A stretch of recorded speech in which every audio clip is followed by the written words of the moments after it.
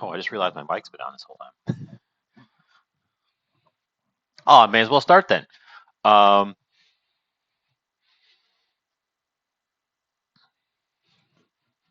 Hello. I'm back from my Thanksgiving holiday. I had a great time. Uh, all the things I made last week, I didn't have on the day of, except for stuffing. And my mom's stuffing actually came out properly. Mine was very soggy. So um, it was all good. I had a lovely time, lovely visit. Today, here, we're having the first real snow of the year. We've had flurries, a little bit of dustings leading up to this point. Um, we're having a proper snow today. It's been not snowing really hard, but it's been going pretty much all day, and it's sticking and accumulating. And we're supposed to get 1, 2 inches. Um, a lot of it's been melting because the ground was a little bit warm because it's been kind of warm for the past several days, so the ground hadn't hardened up. So it's not going to be 1 to 2 inches deep on the ground, but yeah, snow.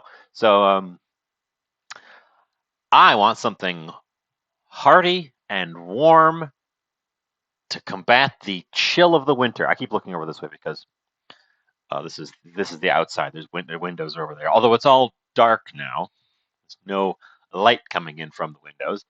Um, so yes, something warm and hearty, and also simple and easy. I'm gonna try a slightly different format. Um, I'm cooking on a. I'm not cooking on a budget, but I'm gonna try to like. This is a budget recipe. I'm also gonna try to keep it to as few pots as possible. We're gonna try to make this a relatively simple thing because I don't know if you've noticed the price of everything has gone up quite a bit, and easy budget food is something everyone wants. You know, is gonna need nowadays. Um, uh, I have on order a new microphone. You may notice well, when it gets here, you'll notice a big difference because we won't be on this guy anymore. It's going to clip on somewhere. It's going to be a separate audio channel, so that then I can add my own audio alerts and such, which should be a huge improvement to the stream. Also, it's going to be a higher quality pickup than this thing. This is not. This is like a cheapo gaming headset. Um, I can hear through it fine when it's not being weird with OBS, but I think that the sound quality on the little mic isn't great. So that's something to look forward to. It was supposed to arrive today, but we're having a snowstorm, so I'm not surprised that it didn't get here on time. Um, I'd actually much rather they deliver it tomorrow or even after that, when it's not going to get buried in snow. Uh, so it's not quite arrived. Um, Probably wouldn't have been able to use it today even if it had arrived, but I'd be able to show it off because I wouldn't have had time to set it all up and change all my audio channels and such. Or who knows? Maybe it's plug and play, super easy. I don't know. It hasn't arrived yet. I don't know. Um. So yeah, I'm gonna work through kind of methodically. I'm not so much following a recipe today as I'm crafting a recipe today. So I'm actually going to take stock of what I'm putting in before I do it. So we've got more of a cohesive record. Um, I'm not making this up completely on the fly though, because I'm making chili. I'm making a pretty simple chili, no meat chili. Um, and that's not a hard thing to do, and I know the basics of that. So I'm not just stabbing into the dark. But I don't have a reference recipe. I'm not following a reference recipe today. I'm just gonna make a chili. Um,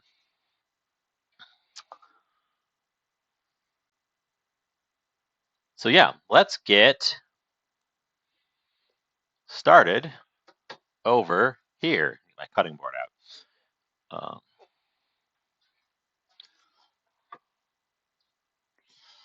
I'm also doing this in part because since it's been snowing all day, I didn't really want to go out hunting for ingredients.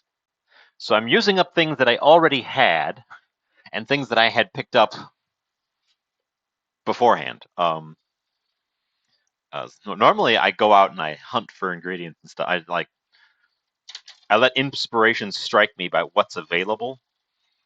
Uh, Not so today. So I have half an onion. We're going to use half an onion. Let's get out the big knife. I just sharpened up my knives too, so hopefully they're good. I'm not good at knife sharpening, so maybe I screwed them up. But nope, they're good. I need to take these in and have them professionally done at some point because I'm not good at knife sharpening and I can only save them so long.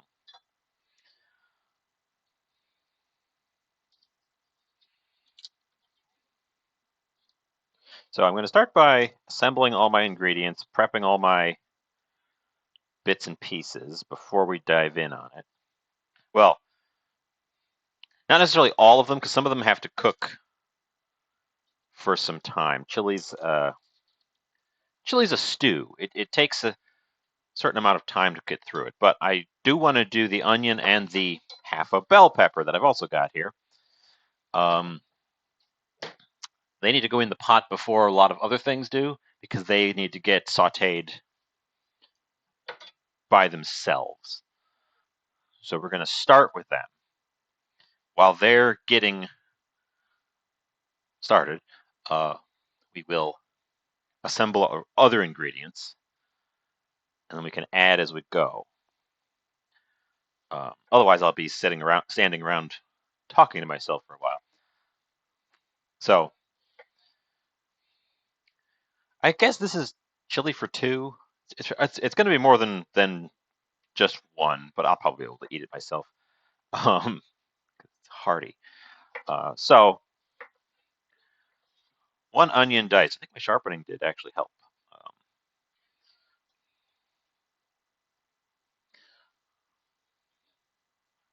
So half an onion.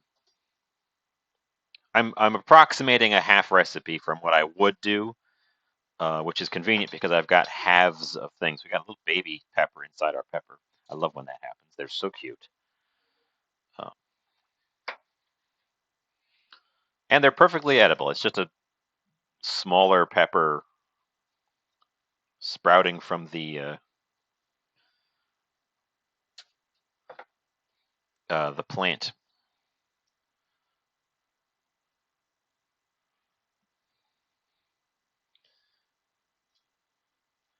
I suppose technically it's a deformity, but eh. It probably happens because we've bred these to have so much extra airspace inside there. The pepper plant loses track of it being already having a pepper. Um, so I'm going to take a smaller dice on these guys.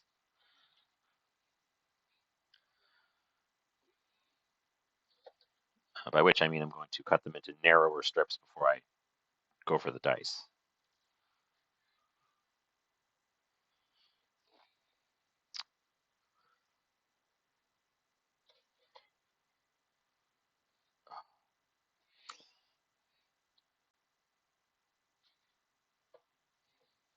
Okay.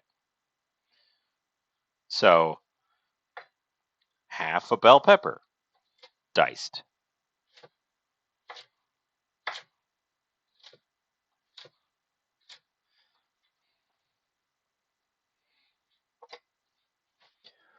Let's get out our pot. We're going to do this.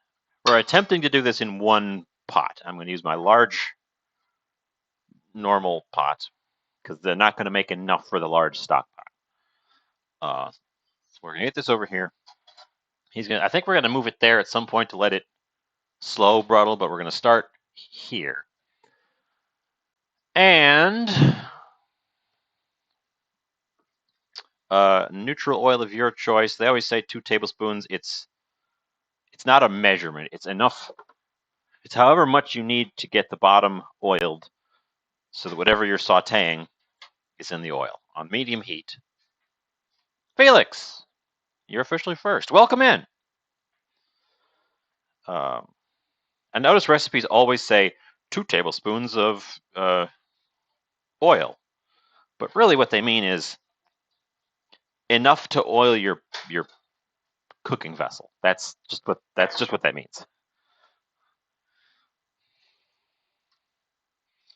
Let's throw this baby guy in there.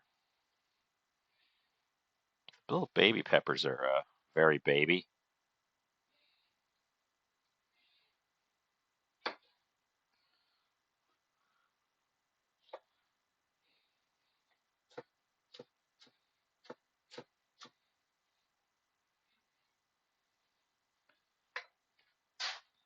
Okay.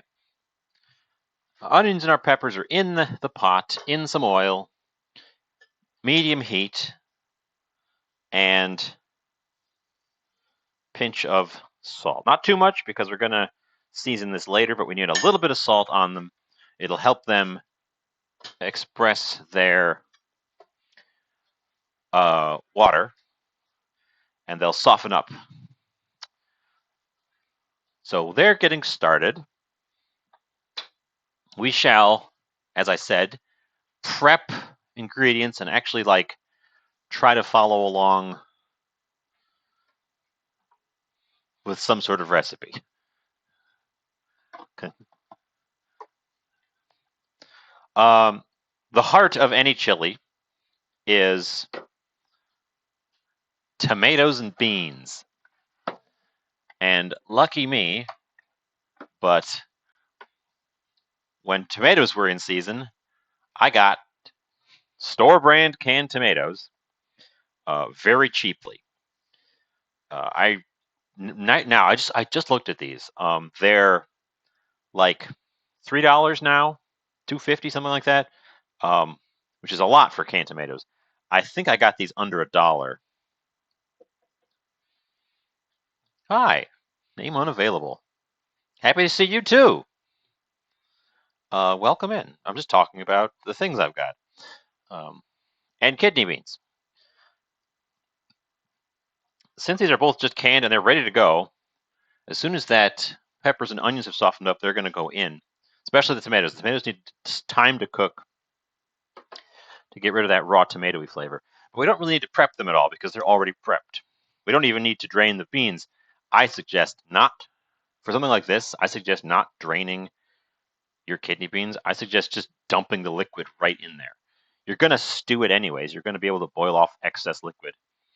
And all that's in the liquid in canned beans are soluble proteins and starches from the beans and some salt, which is why I said don't add too much extra salt because there's salt in here.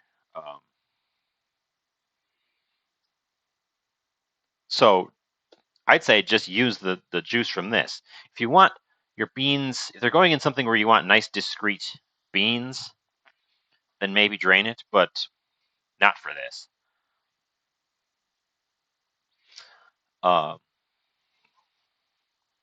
The other core elements of a chili are just the spices. And I've got a fun twist. I've got a couple of fun twists actually. I'll go get one of them so we can grind it up.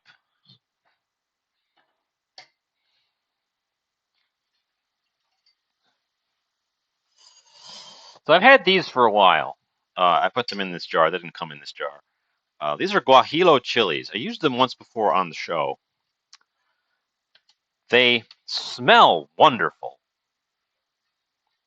And I understand you're supposed to be combined with other chilies. You use guajillos and anchos, and there's another kind, and they come together to make flavor. And I picked these up because they were on sale, because most of my stuff's on sale. without the other things that go with them. So they're kind of underwhelming just on their own. This would be the part that in like a baseline chili recipe would just be called chili powder.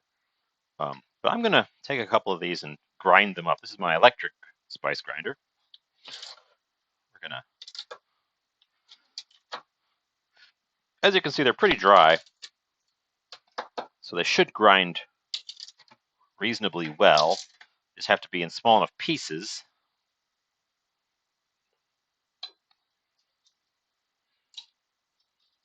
that they can get in there and the teeth can grab onto them.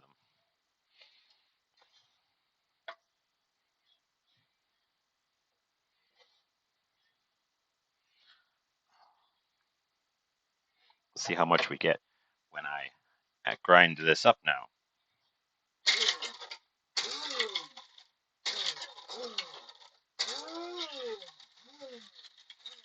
For a grinder like this, it's better to use it in pulses than in a continuous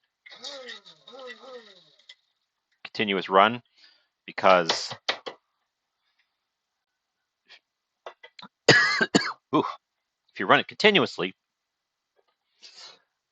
the spinning blade kind of blows all the stuff up, and I find that it's much easier to work with it when the you let the spices fall through the blade every once in a while. I'll throw another one in here. They are actually dry enough that I can just break them with my hands. I probably should have done it with the first one. There's a lot of seeds in that one. Wow.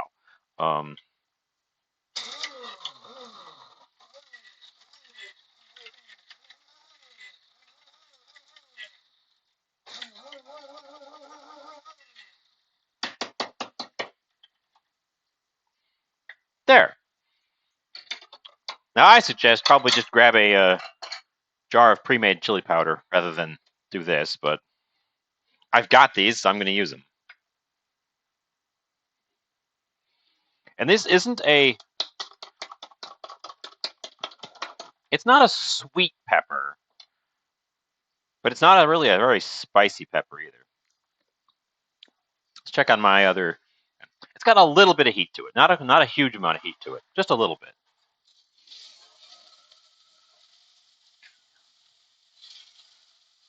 Okay, my onions and peppers are starting to develop a little brown around the edges. I probably have the heat just a shade too high on them.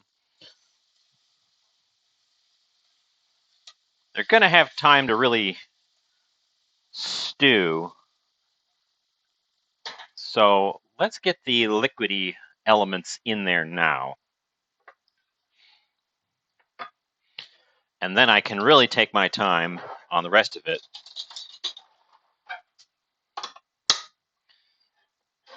And add things as we go. Ooh, actually, before I add any liquidy things, I'm going to throw some garlic in there. We'll throw some garlic powder in later, but I want some fresh garlic. So let's get these popped. But I'm going to set them aside for a moment because I almost forgot. I almost forgot garlic. We can't forget the garlic.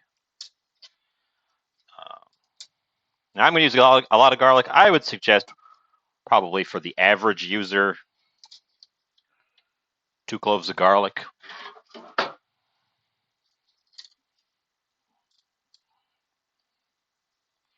But that seems low, so seems like not enough garlic to me. So I'm going to go for more. Oh, and these are also cloves near the middle of this bulb, so they're smaller cloves. So I'm going to use 5. For some reason, this garlic has had really thick and easy to remove papers. Should have done the garlic first, or should have crushed the garlic first. For those of you following along at home, go back to the start and crush your garlic before anything else. So it's ready to go at this stage.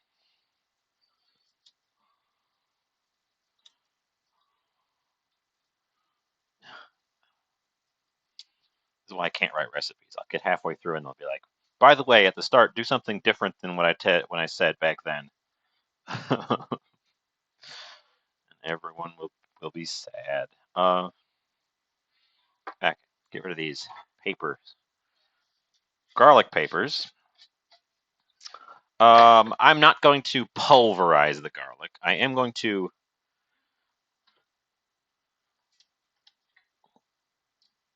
give it a crush with the side of the knife, and then just fast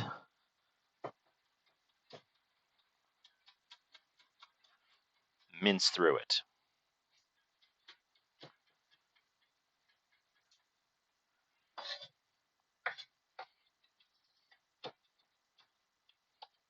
Since I forgot to do it at the start, I'm going to throw it in immediately. It should rest. Garlic should always rest before you throw it in to the hot pan so that the flavors can fully develop. But, oh well, here we are.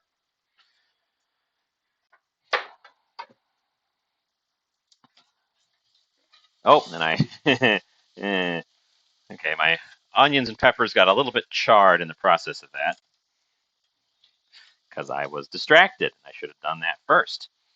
Now this I have to watch because although a little bit of char on the onions and peppers isn't bad, I really don't want to burn the garlic. So as soon as the garlic is starting to brown and fragrant, we're going to dump our liquids in here. And then we will return. Wow, that's hot. Okay. I'm not used to sauteing in the steel pan. That's probably part of it too.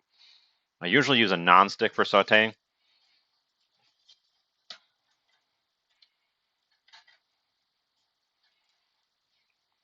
But garlic cooks very quickly, so it's already at the point where I must add my liquids. We're going to start with our 1 can crushed tomatoes.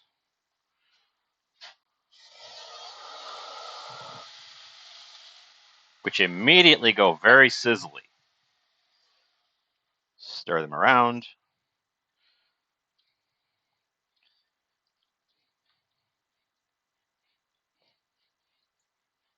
These are actually petite diced, but I would suggest crushed. It's just I didn't have that. It's not what I had picked up previously.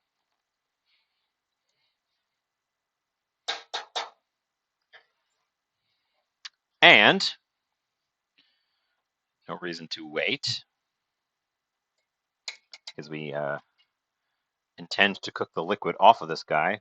1 can of, I'm using dark red kidney beans, but beans of your choice with the liquid. There's no meat going into this chili. The beans are our protein. A little bit at the bottom. I probably should have shaken that can before I started. Go back 2 seconds and shake your can before you open it, just to make sure that the sediment at the bottom is in there, since we do actually want to use that bean syrup.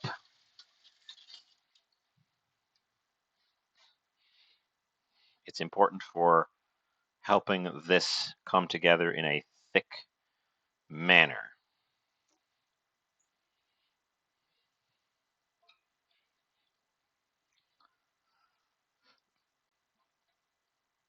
And we want it to come up to a simmer, so I will also bring the heat back up. And get rid of our cans. Okay. Back to what I was doing over here. I was assembling our various spices. We've got, I'm going to call this chili powder. It's powdered guajillo chili that I just ground myself. I want this to be a little bit spicy, so I'm going to add some chipotle pepper. And I want the rich, smoky flavor, so I'm going to add some smoked paprika. So that's 3 pepper powders we've got.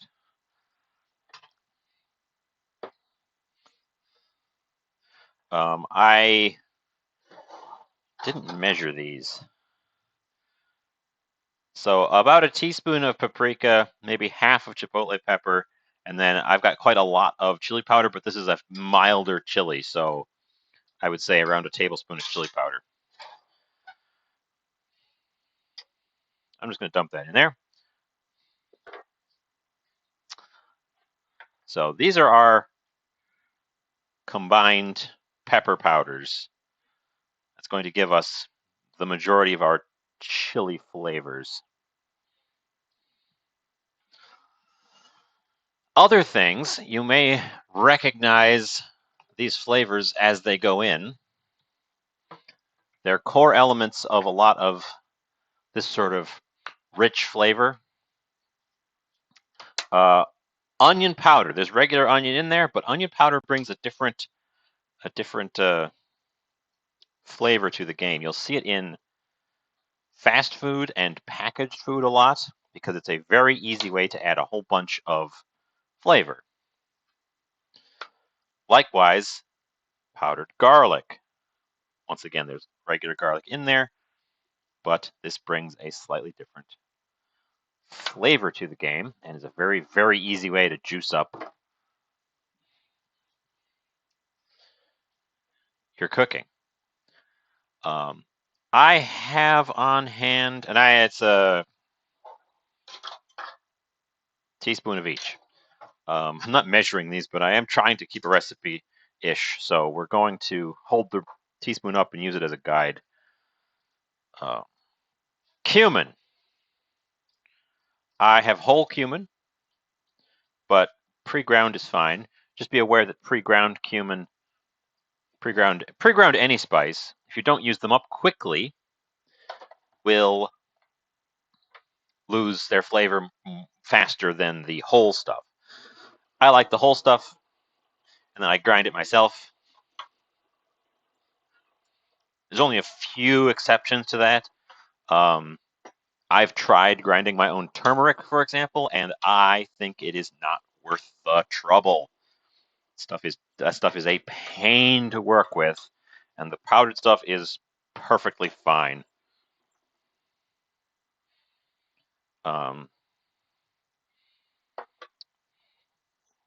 You can see that, maybe you can't see, there's a sheen of oil in the grinder.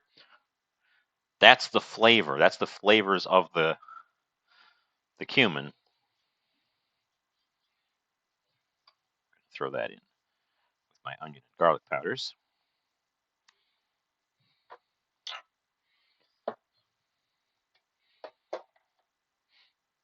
And that bright aromatic flavors will fade away once it's ground. So grind it just before you use it, and you'll get the maximum punch. What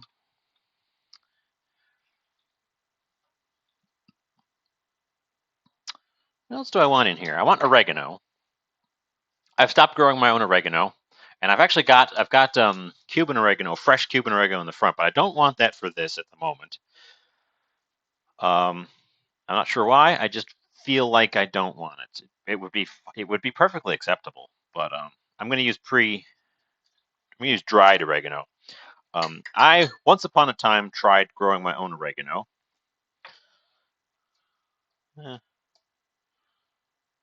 Maybe 1.5 teaspoons of that.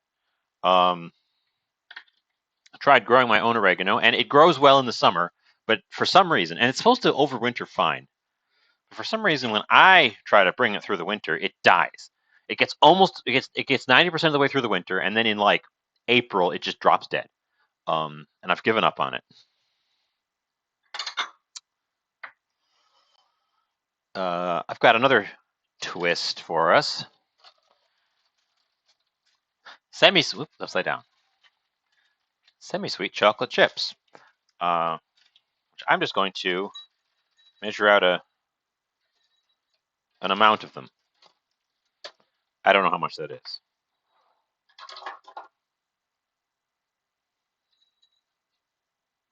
A little bit more than a quarter cup.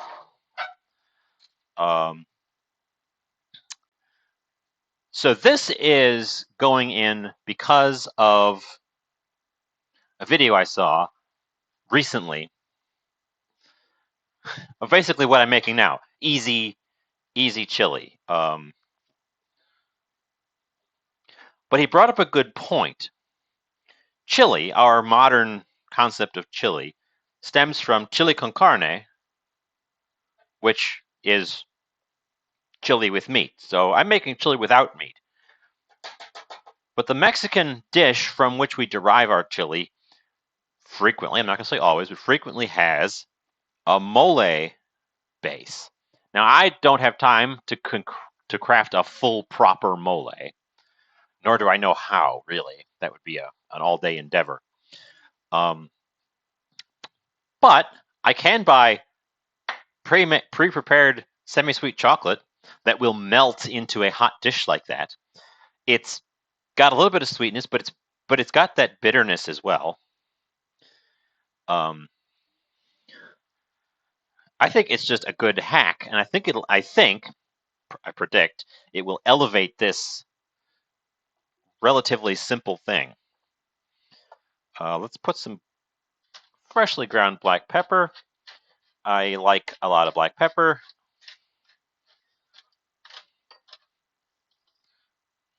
Quarter teaspoon of black pepper. That's way more than a quarter teaspoon of black pepper. Hi, welcome in.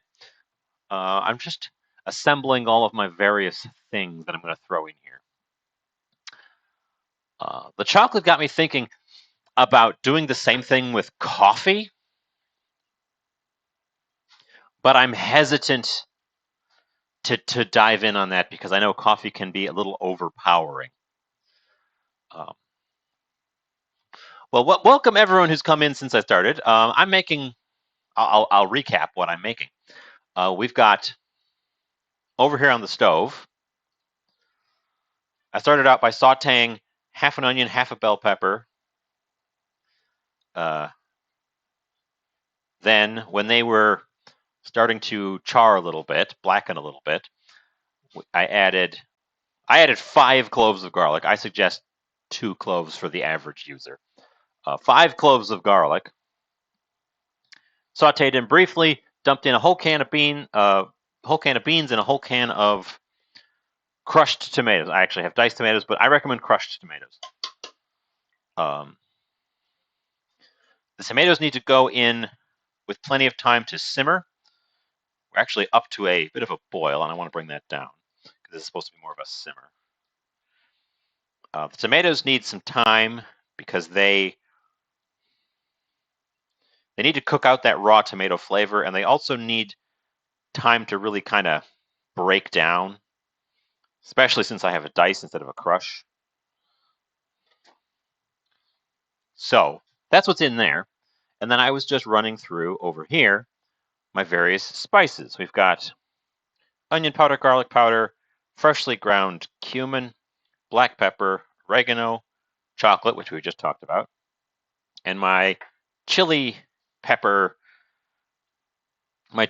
blend, which is smoked paprika, chipotle pepper, and freshly ground guajillo chili because I happen to have it on hand, which is standing in for chili powder. And I think that's what I would put in a chili. As for dry ingredients, I would also add some wet ingredients. And at this point, we have a vegetarian mix. There's a little bit of dairy in the chocolate, so that's not vegetarian. But this next ingredient will break that. So if you want this to be vegetarian, I suggest not adding Worcestershire sauce. Well, actually, let me check. Is this Worcestershire sauce vegetarian?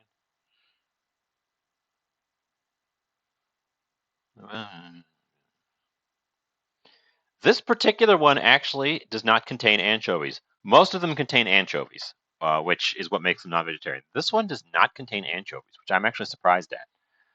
So I guess we're going to have a vegetarian meal. This stuff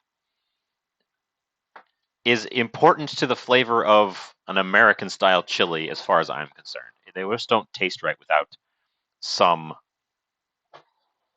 Worcestershire sauce. I'm going to,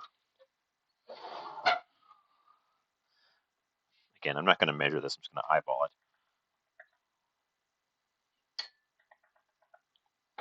About that much. I got the half tablespoon measure to eyeball that.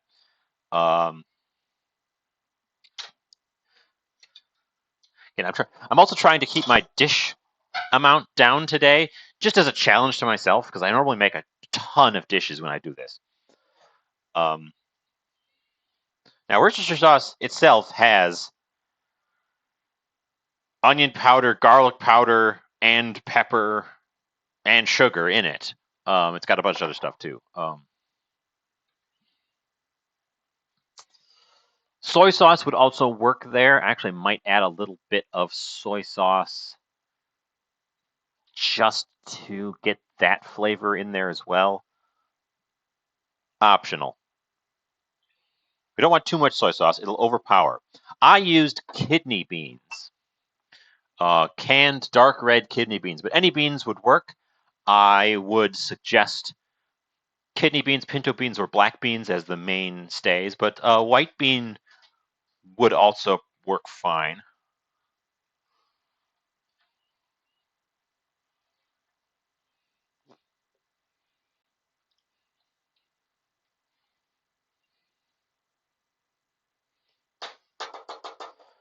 Okay. Let's start throwing some of these things in there because I think I've got all of my parts. I'm not adding any additional sweetness because the chocolate is going to bring some extra sweetness. We'll have to taste this down the line as well. I'm not adding any extra salt at this stage either. There was a little bit of salt just to help sweat out the vegetables at the beginning. But I'm going to taste for salt near the end. Ooh, I know what I almost forgot. Since I'm not adding any meat and I want to goose this up just one more step, everyone's favorite, MSG. So I'm going to add into my powdered ingredients over here. Don't add too much, but it will help wake up the flavors a little bit more. Although there is some MSG in there because there is some salt and some tomatoes, which naturally combine to create their own MSG. I'm sure I've told you that before, but it's a fun tidbit. So let's get over, and I'm going to start adding things to it. There is onion. There's onion. I started out, I'll recap again while I'm adding stuff. So I started out by sauteing half of an onion, half a bell pepper here in the pot. Adding to that I used 5 cloves of garlic. That's a lot of garlic. Garlic to taste. I suggest 2 for the average user. Sauteing that. And then we went over and prepped our started prepping our various flavors and dry spices. As soon as the garlic was fragrant, I just dumped a can of diced tomatoes and a can of beans with the liquid directly in there. What I've just added is my homemade chili powder concoction, which is guajillo, chili, smoked paprika, and chipotle pepper. Now we're adding our freshly ground cumin, garlic powder, onion powder, black pepper, and MSG.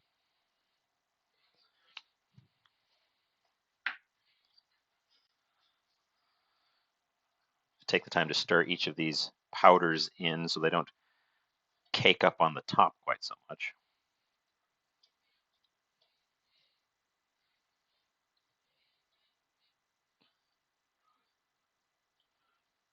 I forgot how much of each of these things I've got, but we can go back to the VOD and check because I've been calling out the amounts of each of these things as I was putting them in these little bowls because I put them in little bowls today.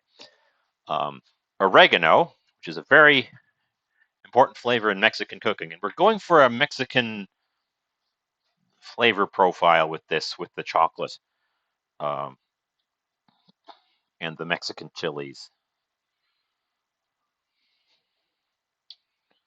I think it's a little bit too hot right now, actually. It's bubbling just a little bit more vigorously than I want when I stop stirring. I want it to just simmer. I want it to just simmer. And our Worcestershire with a dash of soy. I know Worcestershire is not in the Mexican flavor profile because it's a British sauce, but I think it's a really good addition to chili, personally.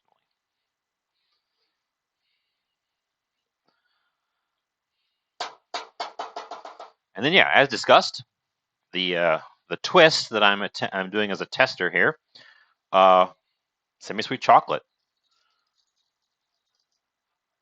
And I'm not even going to stir them in at the moment. I'm going to let them kind of rest on the top and melt before I mix them into the rest of it.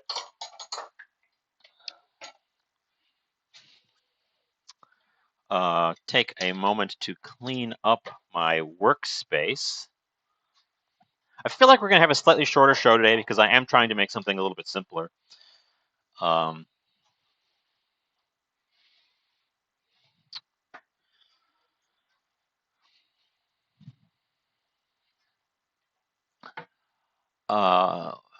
So I've just run through twice now, actually, what all is in there. What do you guys think? Is that yeah, recipes use cocoa powder and brown sugar. So I'm not using any additional sugar because there's sugar already in the. Oh, thank you for the moisten. There's some sugar already in the chocolate. This is a hack where I'm just throwing it in there in imitation of a mole.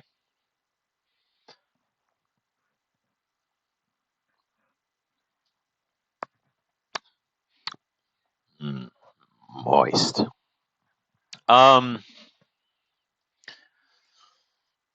not planning on putting noodles in it. No, I am going to serve it with. We've got good shout. That's the next step. Is I've got to because this has to simmer for a bit.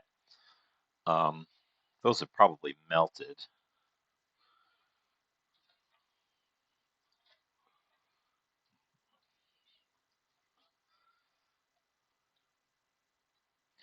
Our tomatoes have that made it a much darker brown already as well. Our tomatoes look to have started to really soften up. Um, ooh, I can really smell the chocolate all of a sudden. We're gonna have to do some taste tests on this as it throttles and adjust the flavor. I may have put a little bit too much in there, but we'll see. But we'll see. Um, I was just going to ask if any of you had any thoughts about what else might go in a chili at this point. I think I've got my bases pretty much covered. I also never add sugar to my chilies. Asterisk. I will add molasses, which is sugar, because it brings that rich sort of bitter flavor, and it's not super sweet. Likewise, what I had on hand here was semi-sweet chocolate. I actually probably would go for a darker chocolate, like maybe even a baker's chocolate, just push it away from the sweetness. But that said, there's sugar in onions, there's sugar in peppers, there's sugar in tomatoes, there's sugar in a lot of the other ingredients that are in there. So adding a little bit more sugar isn't going to totally swing the flavor of this type of dish. It's just going to, you just got to keep an eye on it, make sure to not go too far, because there is sugar in all those things. But since there's sugar in all those things, we're already in the realm of there being some sweetness. Sorry, there's a little bit of garlic on that knife I just threw in there.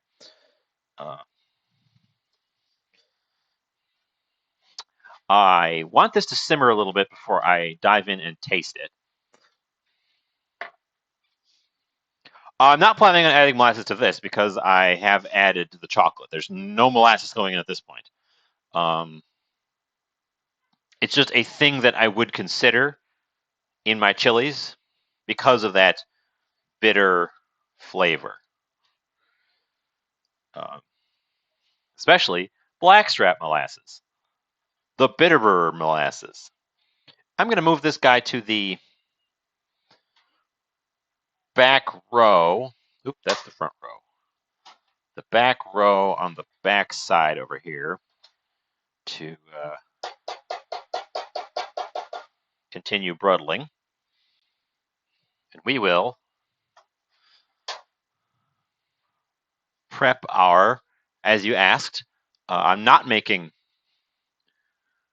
macaroni. We're not doing a noodle base here. We're making, I put it up there. Oh, grits.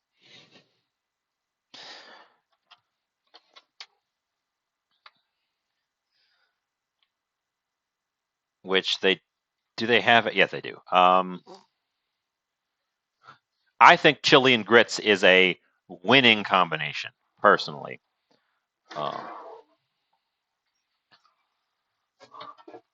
Personal preference. I mean, sure, we can call it polenta. It's more grits than polenta.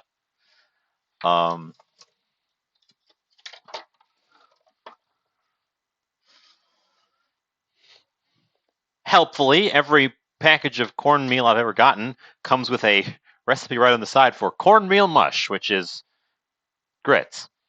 We're gonna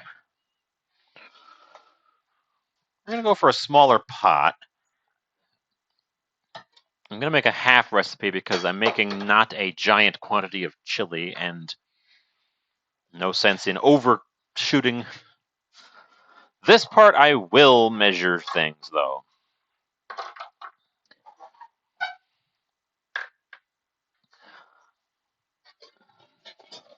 So, I've done this wrong before. I've done this wrong before live on air.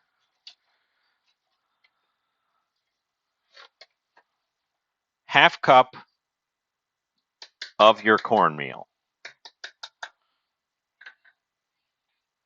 So it's 1 part cornmeal to 4 parts water. But what you do is you start with wet cornmeal. So your first part of water goes in cold. I'm going to bring the bowl over to me so I don't spill water everywhere. The first part of your 4 parts water goes into the cornmeal cold, and you stir it in to hydrate it.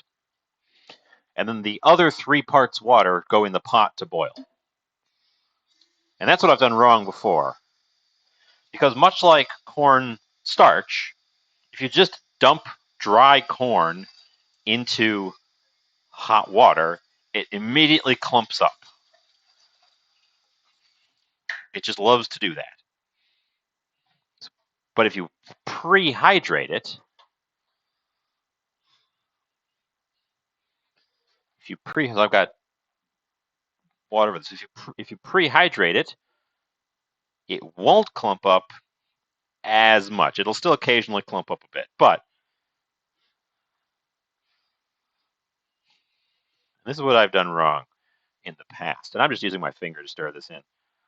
Just go until there's until you can pass through it as though there's no chunks or lumps in there and you can't see any dry bits. Pretty straightforward stuff. So we're not going to be able to do this in one pot today because I do have a second pot for the grits. But for just the chili, it's a 1-pot recipe. It's developing a little bit of a skin, and it's developing a little bit of a sticking on the bottom. So we're going to bring the temperature down once more on that chili. Let's move over there because all the action's over here now. So I'm in the back corner up here, stirring this around real quick. I'm about to give it a taste. We're not going to save it for the end because I want to make sure this is good and right. So we're going to do what you should always do when you're cooking. Taste as you go. Don't just trust that you're going to get to the end and it's going to be perfect. I do that a lot. And you shouldn't do that.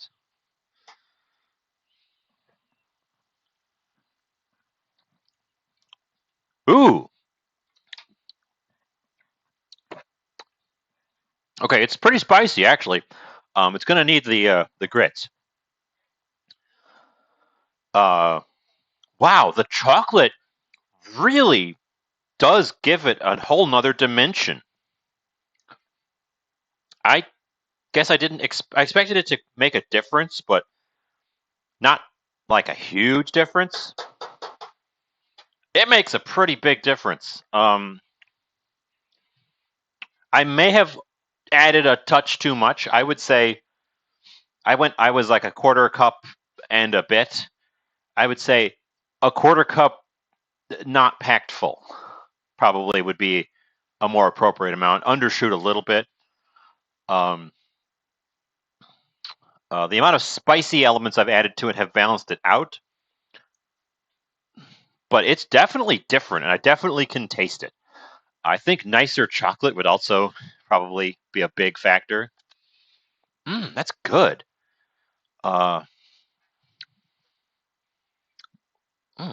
Well, I'm going to chalk up throwing in just ordinary old chocolate chips as a success. That actually does. It actually does work. I'm not going to say it tastes like a mole, because it definitely doesn't.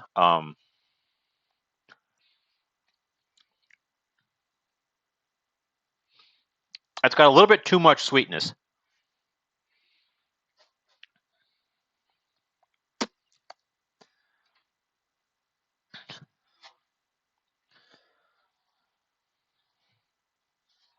It's also sticking to the bottom a little bit. And it keeps trying to develop a skin. I don't have.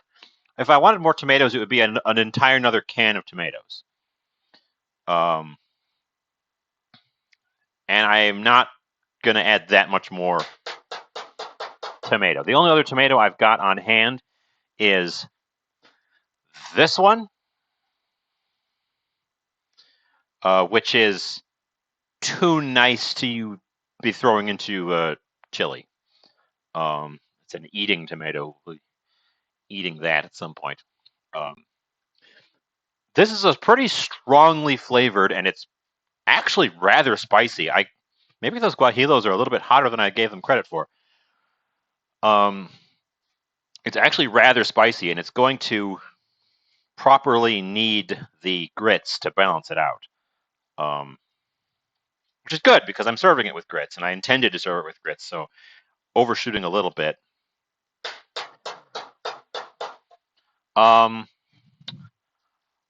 What I'm going to add to it to balance out the a little bit excess sweetness that it has right now is a pinch of salt. Since I did not salt it ahead of this, just a little bit for the vegetables right at the start.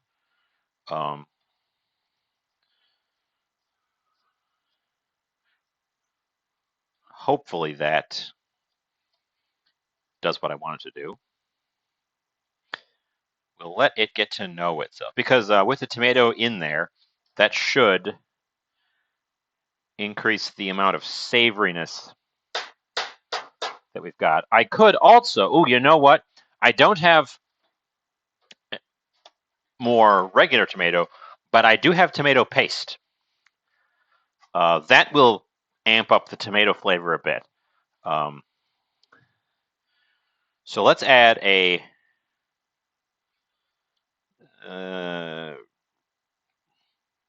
rough tablespoon of tomato paste and let that cook out into it. That should help counteract it a little bit without giving us a bunch of extra bulk from having another can of tomatoes in there.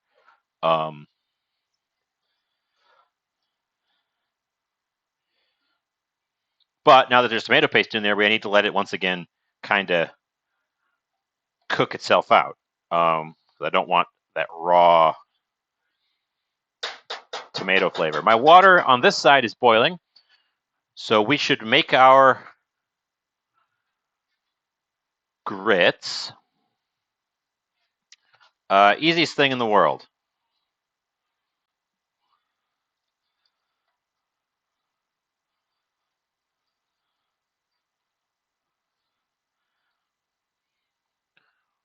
Wet corn mush into boiling water.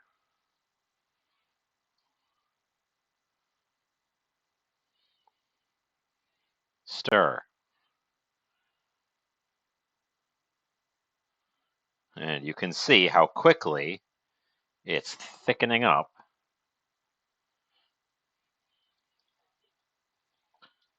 And then it starts to give me little volcano pops, which I'm going to just stir through so it doesn't burn my hand. Because it thickens up to the point where it stops bubbling and starts giving you these little, just like single little volcanoes. I'm actually going to take the heat off and let it go on residual.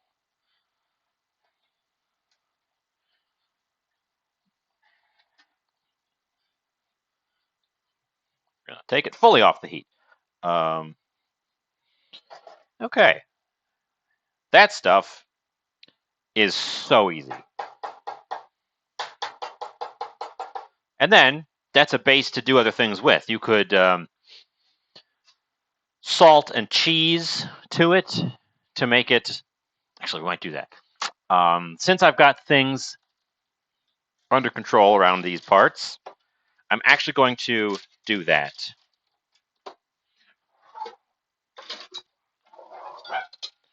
Which means I'm getting out another tool.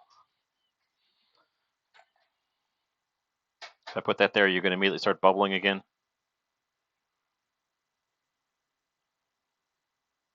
No. Good. Okay. I'm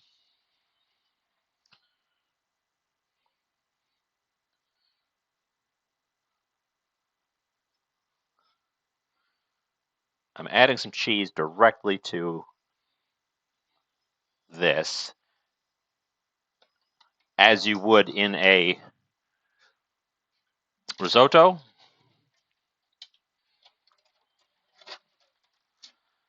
It's going to give it some creaminess. It's going to give it some salt because that's Parmesan cheese.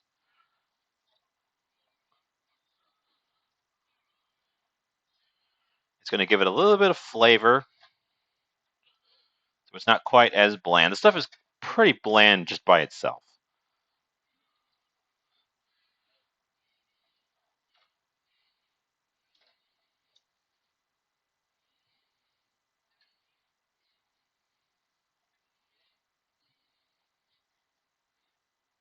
I didn't measure out how much cheese that was.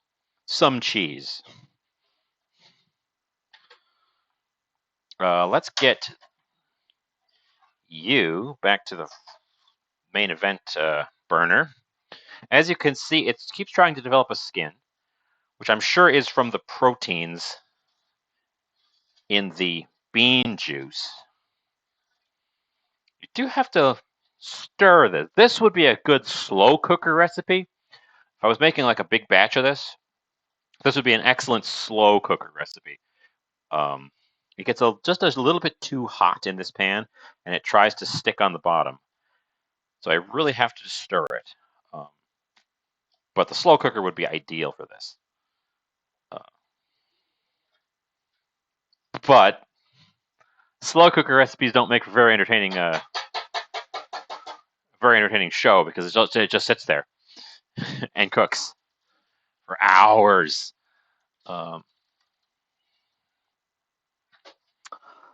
Let's give it a taste.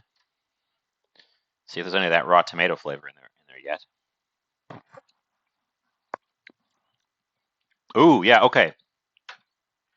The added tomato paste was the ticket for sure. That definitely took us back into the realm of full savory. It wasn't like it was sweet, but it was right on the edge of being sweet. It was just slightly strange.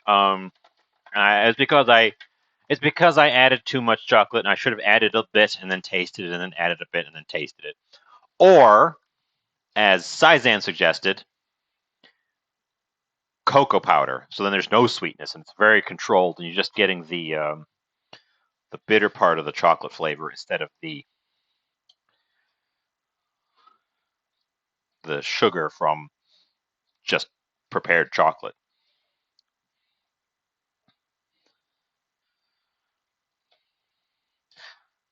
Intellectually, I know that in traditional Central and South American cooking, chocolate is a more of a savory element than a sweet one. I just never use it that way instinctually. I've been too conditioned to think of chocolate as a sweet dessert thing.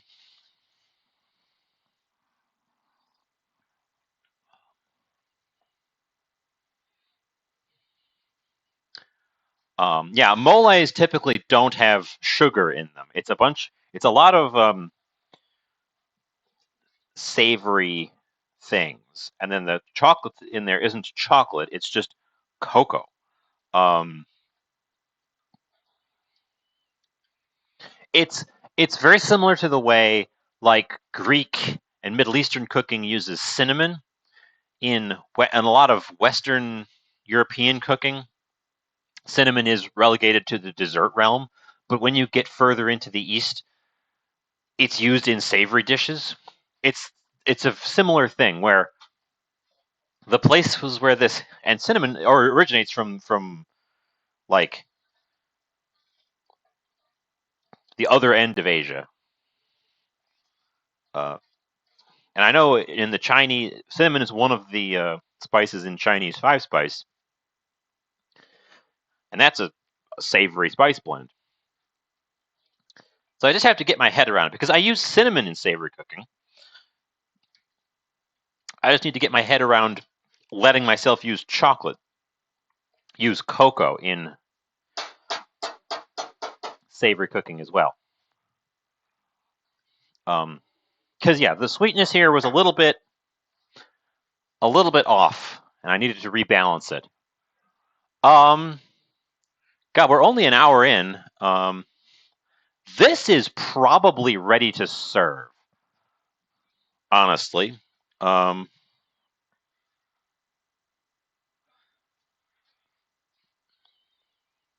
I didn't plan this out for a full-on show, I guess. Um, but this is probably ready to go. So let's get it out, I guess. Um, I may just I may just call today a little bit of a shorter one. Uh, we get out everyone's favorite bowl. I don't know why this is everyone's favorite bowl, but every time I use these bowls, people are like, ooh, ah.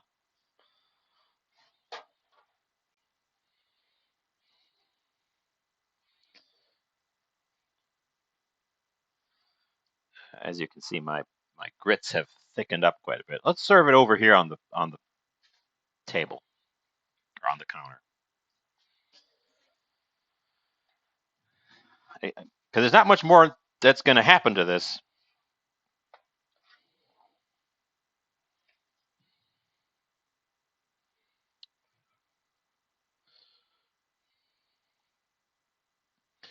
So we take a big old dollop of grits. We have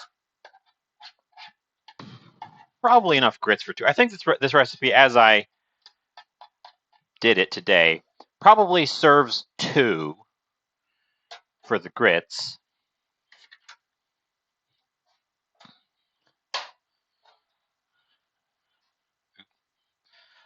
Make sure I don't have a skin on the bottom before I go scooping, because the scooper is not going to pick up any skin on the bottom, and the skin on the bottom probably has a lot of the flavors.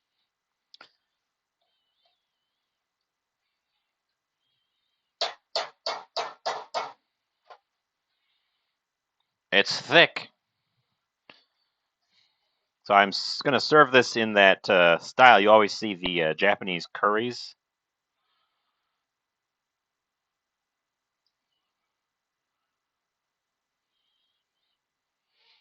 There's definitely looks like 3 servings of the chili.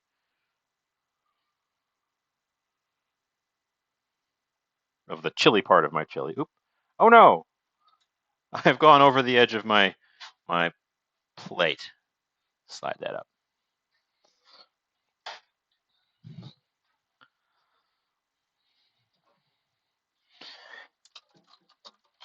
And to top it off,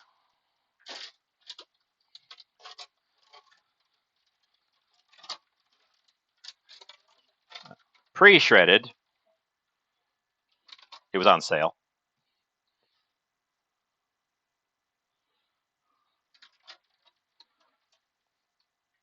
Pre-shredded cheddar cheese. And I want to give it a little dollop of sour cream on the side, which should be crema. But I don't have crema. It is steamy. It's very steamy. Where did I put my little taster spoon? Let's use that.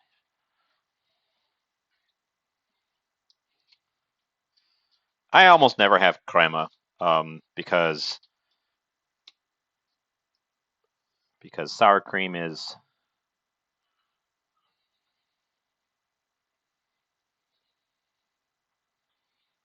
good enough.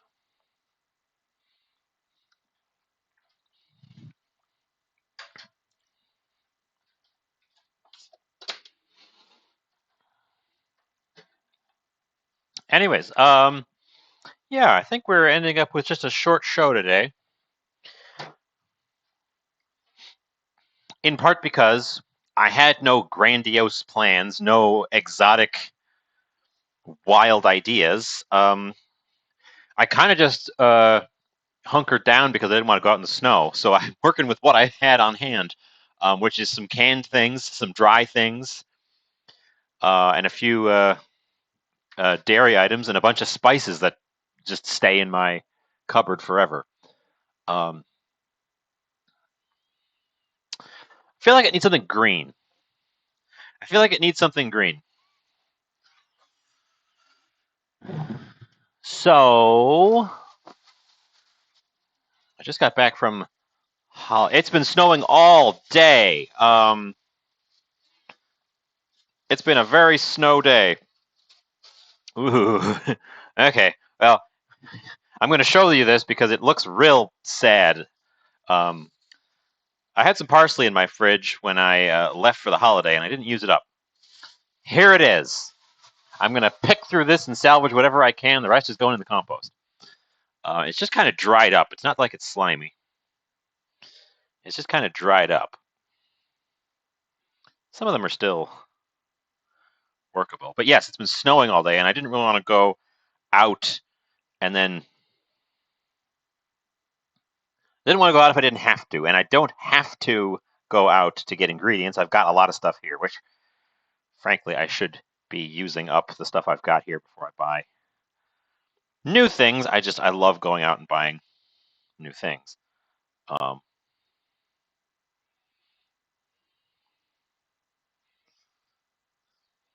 Okay. I think that's all I'm getting out of that. It's always the problem I have with parsley. Right at the end of a bunch of parsley, I end up with some of them that just kind of dry up. But there's enough there to be perfectly fine for this.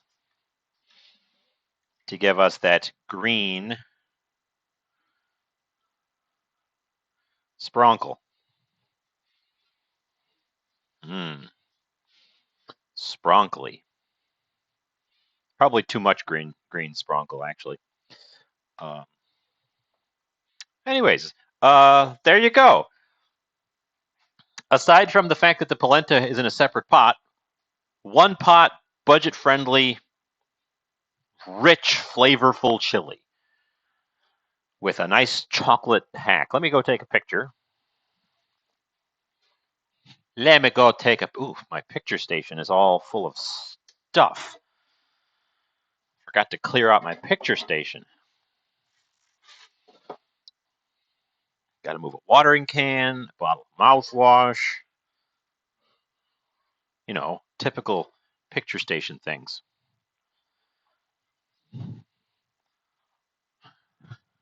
I've also got to find my camera. I took it with me. I took it with me on my holiday, and then I brought it back, and I didn't put it where I usually put it.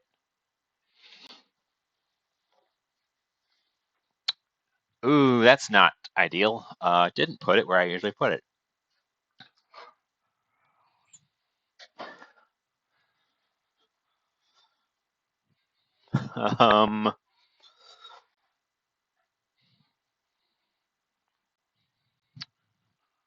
Where did I put it? That's unusual. That's unusual.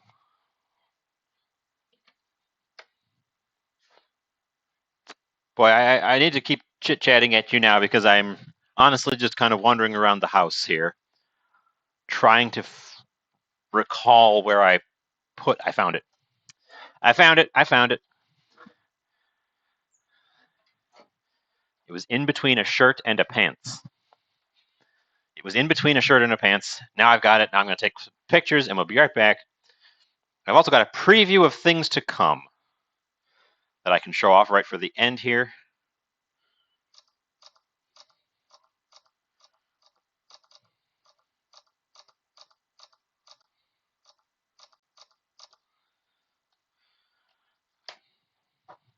But first, I need to taste this for y'all. Okay, we're back. We have arrived back. Now, I'm pretty sure I know how this is going to taste. Delicious. But we'll do it just to prove it. So get a little bit of everything, a little bit of sour cream. That's why I take pictures before I take a scoop.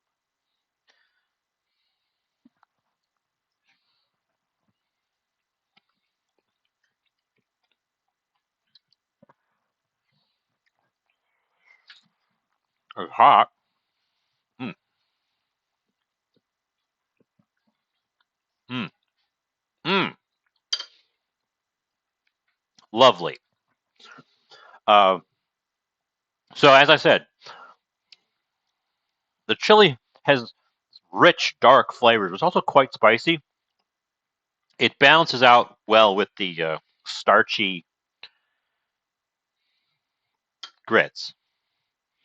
The cheese and sour cream are also good for the spiciness. Add as needed to temper the flames if you make it too spicy. I wouldn't say go nuts with either one of them. But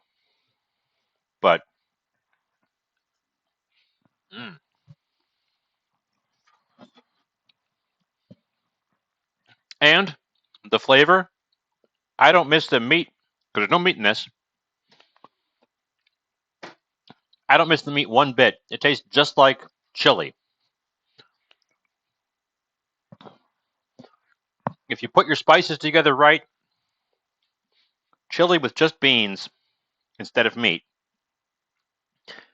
is just as satisfying and a lot cheaper and a lot better for the environment because it's a lot nicer for the environment to grow beans than it is to grow cattle.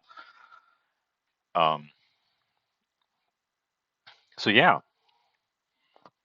I ran through as I was going through. I ran through quantities, so I think I've got a writable recipe from this one if I go back. So we'll see how that works, and I need to practice doing that, writing these down, because people ask me for recipes all the time now, and I'm like, well, I didn't write it down.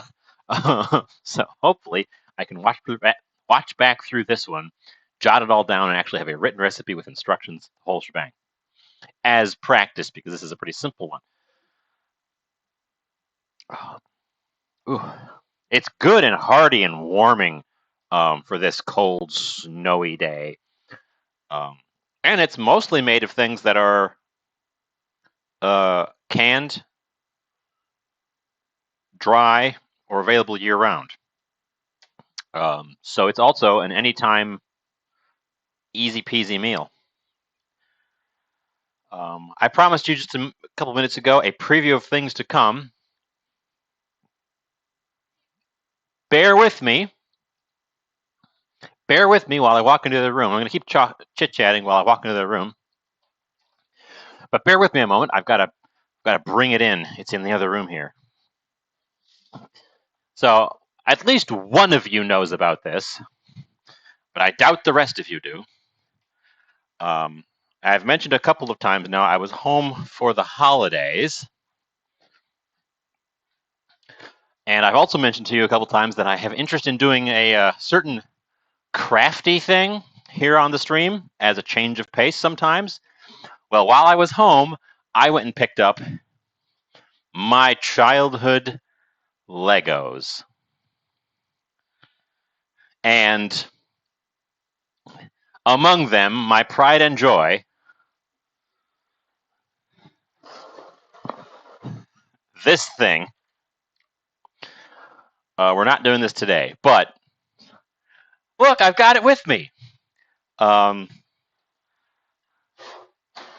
built this more recently than the rest of my sets. And when I did, I had every single piece.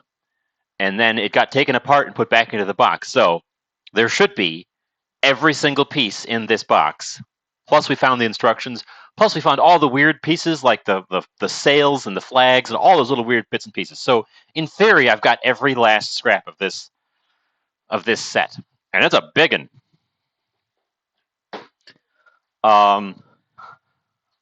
So that is my preview of things to come. I didn't just bring that. I actually brought the big tub, all the nonsense. So if there is something missing, I can scrounge through and find extra pieces. Hopefully, fingers crossed. But yeah, that should be fun.